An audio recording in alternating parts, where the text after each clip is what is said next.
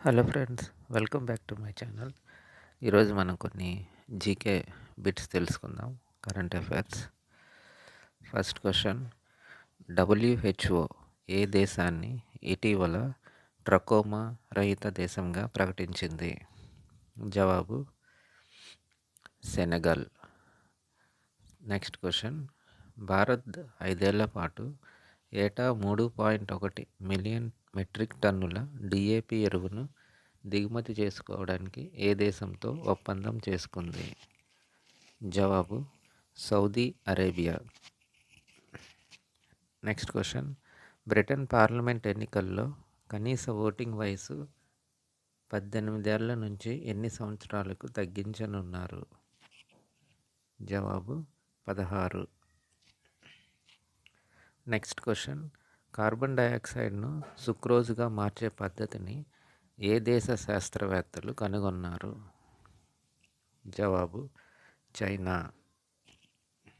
Next question: bricks దేశాలు స్థాపించిన ఆర్థిక సంస్థ న్యూ డెవలప్మెంట్ బ్యాంక్లో ఇటీవల చేరిన 10-11 సభ్య దేశాలు ఏవి?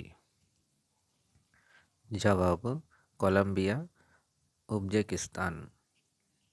నెక్స్ట్ క్వశ్చన్: చారిత్రాత్మక ద్వైపాక్షిక ఒప్పందం ప్రకారం డియోగో గార్సియాతో సహా చాగోస్ దీవుల సార్వభౌమత్వాన్ని ఏ దేశానికి బదిలీ చేయడానికి ఇటీవల యునైటెడ్ కింగ్డమ్ అంగీకరించింది? జవాబు మారిషస్. నెక్స్ట్ క్వశ్చన్: ఇటీవల ఏ దేశాన్ని డబ్ల్యూహెచ్ఓ మలేరియా రహిత దేశంగా ప్రకటించింది? జవాబు సూరినామ్. నెక్స్ట్ క్వశ్చన్: సముద్ర గర్భ నిఘా టెక్నాలజీ కోసం భారత్, ఏ దేశం ఉమ్మడి ప్రాజెక్టు చేపట్టాయి? జవాబు ఆస్ట్రేలియా. నెక్స్ట్ క్వశ్చన్: హాంకాంగ్ అంతర్జాతీయ ఒప్పందం 2025 జూన్ 26 నుంచి అమల్లోకి వచ్చింది. ఈ ఒప్పందం దేనికి సంబంధించినది? జవాబు ఈ ఒప్పందం ప్రకారం కాలం చెల్లిన నౌకల రీసైక్లింగ్లో మానవ ఆరోగ్యం, పర్యావరణానికి హాని కలగకుండా చూసుకోవాలి.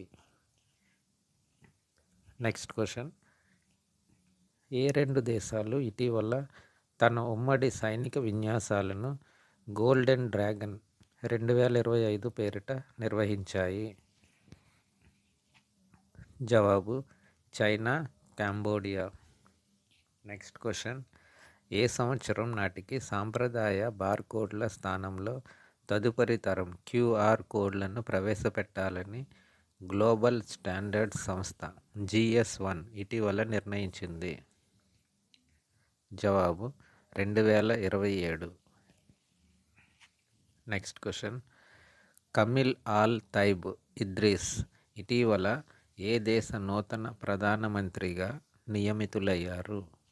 జవాబు సూడాన్. నెక్స్ట్ క్వశ్చన్: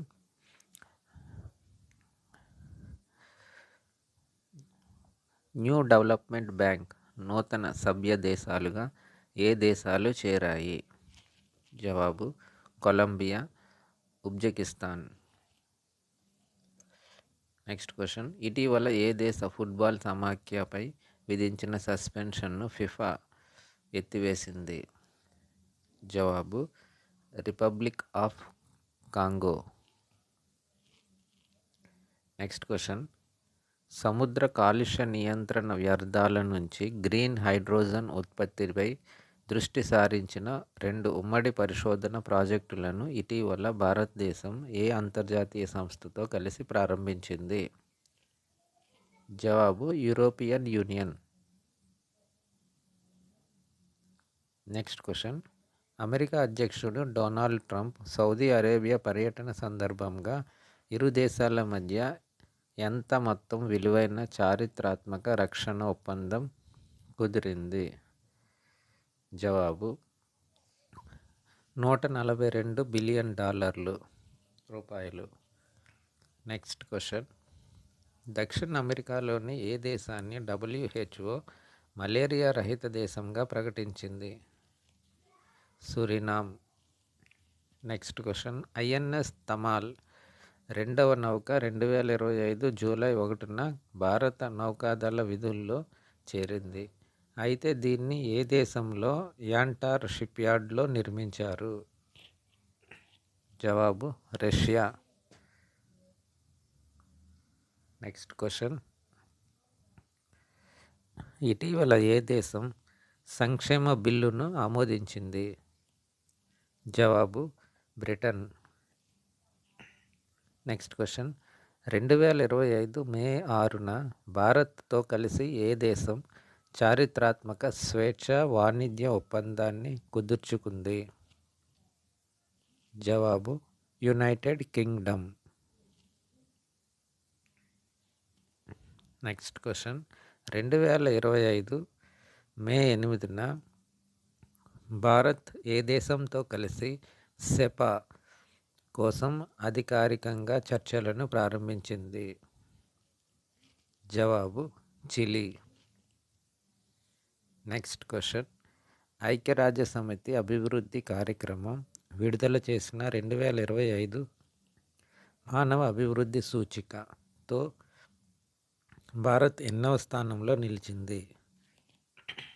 జవాబు 130. నెక్స్ట్ క్వశ్చన్, 2025 మేలో భారత్లో పర్యటించిన అంగోలా అధ్యక్షుడెవరు?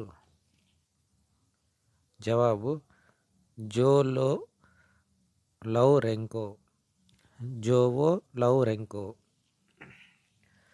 నెక్స్ట్ క్వశ్చన్, ఇటీవల ప్రధాని మోడీకి grand cross of the order of Makarios III పౌర పురస్కారం ఏ దేశం ఇచ్చింది?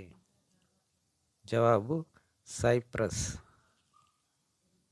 నెక్స్ట్ క్వశ్చన్, ఇరాన్ నుంచి భారతీయులను తరలించడానికి భారత్ ఇజ్రాయిల్ చేపట్టిన ఆపరేషన్ పేరేమిటి?